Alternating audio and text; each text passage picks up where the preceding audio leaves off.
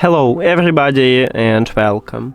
In this video I am going to show you how to check software version for your earbuds XIAOMI OpenWear.